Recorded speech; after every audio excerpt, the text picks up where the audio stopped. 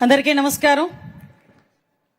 ఆహ్లాదకరమైన వాతావరణం, అందరి మొహాల్లోనే కూడా ఏదో సాధించేము, ఇప్పటికీ సాధించి మేము అనుకున్న యూనిఫామ్ మా ఒంటి మీద పడబోతుంది అన్న ఆత్మవిశ్వాసంతో ఒక మంచి సంస్కరణ కోసం మంచి పండుగ వాతావరణంలో సుమారుగా 5,500 కుటుంబాల్లో పోలీస్ కుటుంబంలోకి అడుగు పెడుతున్న తరుణంలో వాళ్ళతో పాటు వాళ్ళ కుటుంబ సభ్యుల్ని సైతం ఈరోజు ఒక దిశానిర్దేశం ఇవ్వటానికి, వాళ్ళందరి ఆశీస్సులు తీసుకోవటానికి ఒక మంచి కార్యక్రమానికి ఇక్కడికి విచ్చేసిన మనందరి గౌరవ అభిమాన విజనరీ నాయకుడు, నా నాయకుడు, మన ముఖ్యమంత్రి గౌరవ శ్రీ నారా చంద్రబాబు నాయుడు గారికి ప్రత్యేకంగా పోలీస్ డిపార్ట్మెంట్ తరపున స్వాగతం పలుకుతున్నా. ఎందుకంటే ప్రజా భద్రతే ప్రగతికి పునాది అని నమ్మిన నాయకుడు, రాష్ట్ర అభివృద్ధి ఆ రాష్ట్ర భద్రతా వ్యవస్థ మీద ఆధారపడి ఉంటుందని గట్టిగా నమ్మిన నాయకుడు, రాష్ట్ర అభివృద్ధికి ఎంత పెద్దపీట వేస్తారో రాష్ట్ర భద్రత విషయంలో కూడా రాజీ లేని పోరాటం చేయడమే కాకుండా మొట్టమొదటి దగ్గర నుంచి కూడా ఆయన ముఖ్యమంత్రి అయిన దగ్గర నుంచి కూడా ఈ రోజు వరకు కూడా పోలీస్ వ్యవస్థలో సమూలమైన మార్పులు తీసుకురావడమే కాకుండా టెక్నాలజీని పోలీస్ వ్యవస్థకి ఆపాదించి ఇన్విజిబుల్ పోలీసింగ్, విజిబుల్ పోలీసింగ్ ని కూడా ఈ రోజు పర్యవేక్షిస్తూ ఈ రోజు ప్రజా భద్రతే ధ్యేయంగా అభివృద్ధి లక్ష్యంగా పనిచేస్తున్న మన విజనరీ నాయకుడికి మరొక్కసారి సభాపూర్వకంగా ధన్యవాదాలు తెలియజేసుకుంటున్నాం. ఈ రోజు ఒక మంచి పండుగ వాతావరణానికి ఈ రోజు మనందరితో పాటు మరొక ముఖ్య అతిథి, ప్రజాభిమాన నాయకుడు, ప్రశ్నించే తత్వం కలిగిన వ్యక్తి, ముక్కుసూటితనం, నేర్చుకునే తత్వం, ఎన్ని అవమానాలు ఎదుర్కొన్నా కూడా అనుకున్న విజయం గురించి ముందుకు వెళ్లే తత్వం కలిగిన నాయకుడు నారా చంద్రబాబు నాయుడు గారి సహచరులు ఈ రోజు ఇద్దరు కలిస్తే ఆ స్టేజ్ కి అందం వచ్చింది. ఒక్కసారి మీరందరూ కూడా చూడాలి. వాళ్ళిద్దరూ అలా నడుస్తా ఉంటే మీ మొహంలో ఆనందం నేను నా కళ్ళతో చూసా. అటువంటి నాయకుడు నా సోదరుడు డిప్యూటీ సీఎం పవన్ కళ్యాణ్ గారికి మరొక్కసారి ధన్యవాదాలు, నమస్కారాలు తెలియజేసుకుంటున్నా. ఈ రోజు ఒక వ్యక్తి గురించి మీ అందరికీ చెప్పాలి. ఎందుకంటే ఈ రోజు మన మధ్యలో లేరు, వేరే కార్యక్రమంలో ఎంగేజ్ అయి ఉన్నారు. అయినప్పటికీ కూడా ఈ వేదిక ఆయనది. నేను ఎవరి గురించి మాట్లాడుతున్నానో మీ అందరికీ గుర్తొచ్చే ఉంటది. మనందరి అభిమాన నాయకుడు నారా లోకేష్ గారు ఈ రోజు ఈ కార్యక్రమానికి ఒక రకంగా చెప్పాలంటే కర్త కర్మ క్రియ. ఎందుకంటే యువగలం పేరిట పాదయాత్ర అనేది ఒక సంచలనం, అది ఒక చరిత్ర.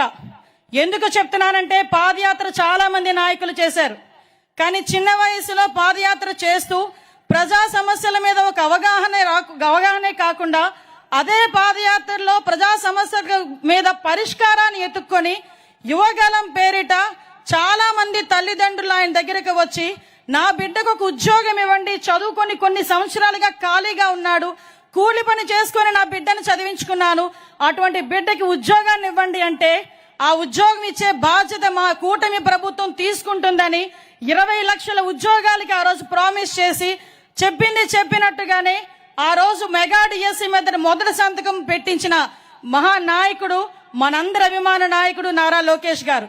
ఈ రోజు ఈ పోస్టింగ్లు కూడా 6,000 పోస్టింగ్స్, సుమారుగా 4 సంవత్సరాల కళ ఇక్కడున్న చాలా మందికి.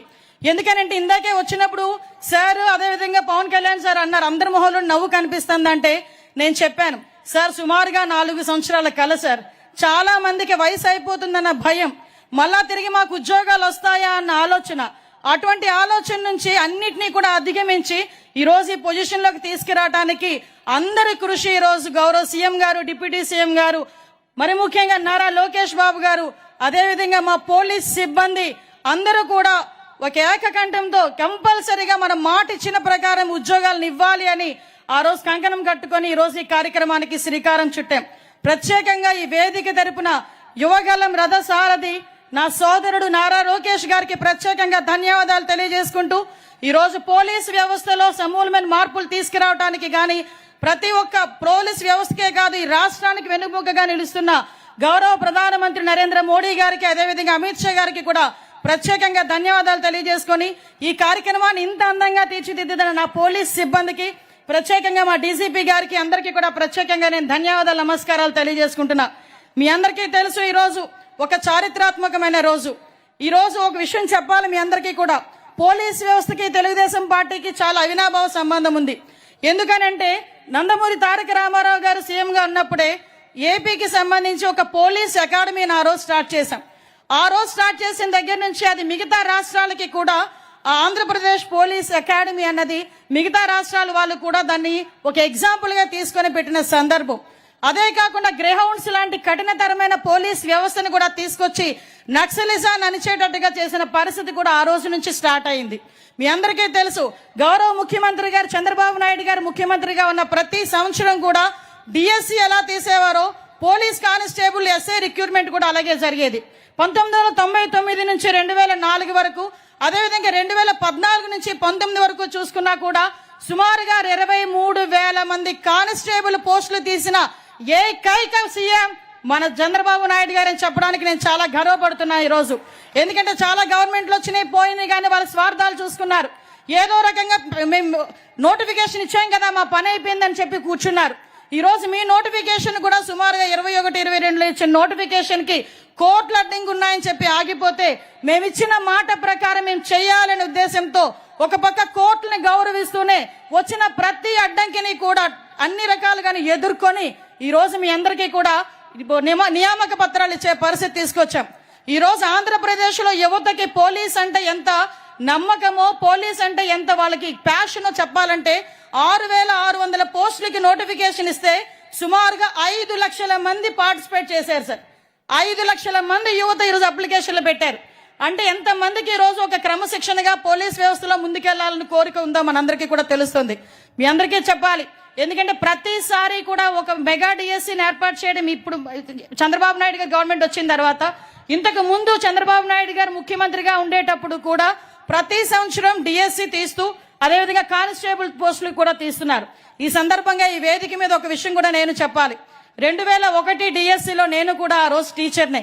చంద్రబాబు నాయుడు గారు ఇచ్చిన డిఎస్సీలో నేను ఆ రోజు టీచర్ గా సెలెక్ట్ అయ్యి మళ్ళా అదే మంత్రివర్గంలో ఈ రోజు హోమ్ మినిస్టర్ గా మీ అందరి ముందు నుంచునే ఒక బృహత్తరమైన అవకాశం. అందుకే అంటుంటా నేను ఒకసారి అదృష్టవంతురాలని అని. ఈ రకంగా మీ అందరి ఆశీస్సులు తీసుకునే ఒక మంచి అవకాశం. ఇది ఎంత ట్రాన్స్పరెంట్ గా జరిగిందంటే సుమారుగా 2005 రిట్ పిటిషన్లు వేశారు. అన్నిటినీ కూడా తిప్పికొట్టుకున్నాం. మీ అందరికీ కూడా ఎక్కడ కూడా చిన్న అవినీతికి గాని, ఎక్కడ కూడా చిన్న రికమెండేషన్స్ కి గాని ఎక్కడ తావు లేకుండా ఈ రోజు మీ అందరికీ కూడా ఆ రోజు ఫిజికల్ టెస్టులు చేసేటప్పుడు కూడా టెక్నాలజీనే పర్యవేక్షణాధికారి కింద పెట్టాం గానీ ఒక మనిషిని కూడా పర్యవేక్షణాధికారి కింద పెట్టలే. ఈ విషయం కంపల్సరీగా మీ అందరికీ తెలియాలి. ఎందుకంటే మీ అందరికీ తెలుసు, ఆ రోజు రన్నింగ్ సిస్టమ్ మీ అందరికీ కూడా సీసీటీవీ కెమెరాస్ ఫుల్ గా అక్కడ పెట్టడమే కాదు, పరుగు పరీక్షలకి కూడా RFID చిప్స్ కూడా పెట్టి, బయోమెట్రిక్ హాజరు పెట్టి, ఎత్తు బరువు కూడా తీసే క్రమంలో టెక్నాలజీని బేస్ చేసుకున్నాం. ఈ రోజు టెక్నాలజీని ఎంత అడాప్ట్ చేసుకున్నామంటే ఎక్కడ కూడా నేరం జరిగిన తర్వాత మనం రియాక్షన్ కన్నా నేరం జరగక ముందే ఈ రోజు మనందరం కూడా పర్యవేక్షించుకోవాలి. నేర రహిత ఆంధ్రప్రదేశ్ ఏర్పాటు చేసుకోవాలని గౌరవ ముఖ్యమంత్రి గారు చేసిన ఒక మంచి ప్రతిపాదనకి ఈ రోజు పోలీసు శాఖ కూడా సహకరిస్తూ ముందుకు తీసుకెళ్తాం.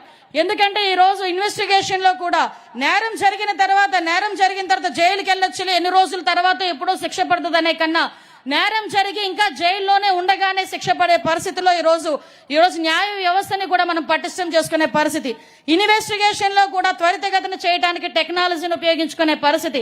ఈ రోజు ఎంతవరకు అంటే 2014 నుంచి 19 వరకు సార్ తీసుకున్న టెక్నాలజికల్ గా తీసుకుంటే ఫింగర్ ప్రింట్ అథెంటికేషన్స్ గానీ, CCTVs గానీ, డ్రోన్స్ గానీ, పామ్ ఐడెంటిఫికేషన్ సిస్టమ్స్ గానీ ఇవన్నీ కూడా ఏర్పాటు చేసి నేరస్తుల్లో ఒక భయాన్ని, ప్రజల్లో ఒక భద్రతని కూడా కల్పించిన పరిస్థితి మనందరికీ కూడా తెలుసు. ఈ రోజు మీరందరూ కూడా కాకి చొక్కా వేసుకోబోతున్నారు. చాలా మందికి ఒక కళ, చిన్నప్పుడు మీ అమ్మా నాన్న పుట్టిన వెంటనే 4వ సంవత్సరంలో 5వ సంవత్సరంలోనో ఏ పండక్కో ఒక పోలీస్ యూనిఫామ్ తో ఒక ఫోటో ఉండే ఉంటది. చాలా మంది దగ్గర ఉందో లేదో ఒకసారి మీరు కూడా గుర్తుకు పెట్టుకోండి. ఎందుకంటే ప్రతి తల్లిది, ముఖ్యంగా మా ఉత్తరాంధ్ర జిల్లాల వాళ్ళకి పోలీస్ అంటే ఒక ప్యాషన్. ఈ రోజు కూడా చూసుకుంటే ఈ 6,000 మంది దాంట్లో సుమారుగా ఎక్కువగా హైయెస్ట్ ఉన్న వాళ్ళు కూడా శ్రీకాకుళం, విజయనగరం నుంచి ఉత్తీర్ణులైన వాళ్ళే చాలా మంది ఉన్నారు. చాలా మందికి పోలీస్ కాకి చొక్కా వేసుకోవడం అంటే ఒక ప్యాషన్. ఆ ప్యాషన్ నే ఈ రోజు మా ధ్యేయంగా మలుచుకొని అందరూ ఇక్కడికి వచ్చారు. ఎన్నో కష్టాలు పడి ఉంటారు మీ తల్లిదండ్రులు మిమ్మల్ని పొజిషన్ లో చూడటానికి. అందుకే మీతో పాటు మీ తాలూకా ఉన్నతిని మీ తల్లిదండ్రులు కూడా చూసి ఆనందించాలి అని ఇలాంటి కార్యక్రమాన్ని ఏర్పాటు చేసి మీ అందరితోని కూడా ఈ సంతోషాన్ని పాలు పంచుకునేటట్టుగా చేసుకోవడానికి ఈ రోజు ఇక్కడ కూర్చున్నాం. ఇక్కడ మహిళా పోలీస్ కానిస్టేబుల్ ఎంపికైన వాళ్ళు ఉన్నారు. ఈ రోజు అప్పట్లో మహిళా కండక్టర్లను ఏర్పాటు చేసింది కూడా ఫస్ట్ టైం తీసుకొచ్చింది కూడా గౌరవ ముఖ్యమంత్రి గారు చంద్రబాబు నాయుడు గారే. మీ అందరికీ తెలుసు ఆర్మడ్ రిజర్వ్ పోలీసుల్లో ఇంతకు ముందు మహిళలు ఉండేవారు కాదు. కానీ 2014 నుంచి 19 కాలంలో ఆర్మడ్ రిజర్వ్ పోలీసుల్లో కూడా మహిళలు ఉండాలి, మహిళలు అన్నింటిలోనే ముందుకెళ్తారని ఆ రోజు కూడా ట్రైనింగ్ ఇప్పించి వాళ్ళందరినీ కూడా ఆర్మడ్ రిజర్వ్ పోలీసులుగా కూడా ఏర్పాటు చేసిన పరిస్థితి గౌరవ ముఖ్యమంత్రి గారిది. అప్పట్లో శక్తి టీమ్స్ అని సెపరేట్ గా ఏర్పాటు చేసి, శక్తి వెహికల్స్ ఏర్పాటు చేసి, శక్తి అనే యాప్ ను కూడా ఏర్పాటు చేసుకుని ఆ రోజు మహిళల భద్రత గురించి ముందుకు తీసుకెళ్లిన పరిస్థితి. ఈ సందర్భంగా పెద్దలు ఉన్నారు మాట్లాడడానికి. నేను ఒకటే చెప్తున్నా, కాకి చొక్కా అనేసరికి అది పవర్ కాదు. కాకి చొక్కా అనేది ఒక బాధ్యత, కాకి చొక్కా అనేది ఒక భరోసా.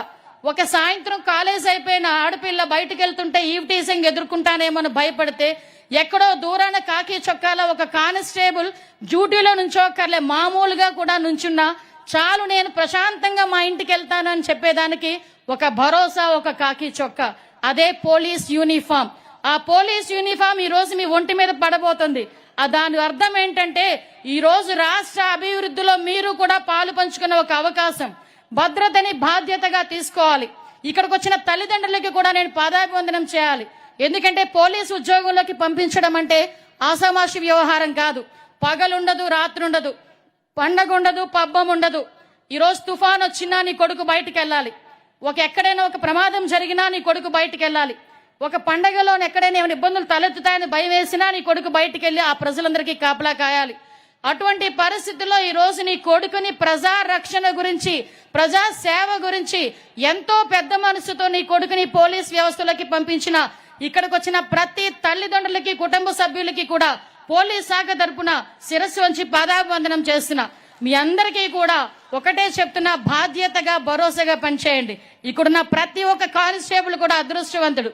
ఎందుకంటే ఒక విజనరీ నాయకుడు, ఒక ప్రజా నాయకుడు ఇద్దరి దగ్గర కూర్చొని మీరు అపాయింట్మెంట్ ఆర్డర్స్ తీసుకోవడమే కాదు, మీ శిక్షణ పూర్తి చేసుకుని 9 నెలల శిక్షణ పూర్తి చేసుకుని ఒక మంచి పోలీస్ గా బయటకు వచ్చి ఈ రాష్ట్ర అభివృద్ధికి, ఈ రాష్ట్ర భద్రతకి, ఈ రాష్ట్ర భరోసాకి ప్రజలందరికీ కూడా నమ్మకంగా మంచి పేరుతో మీరు మీ తాలూకా బాధ్యతను నెరవేర్తించాలని మనస్ఫూర్తిగా కోరుకుంటూ మరొకసారి మీ అందరికీ కూడా పోలీస్ కుటుంబంలోకి స్వాగతం పలుకుతూ మంచి అవకాశం ఇచ్చారు. నాకు ఇది నిజంగా ఇది ఒక చరిత్ర.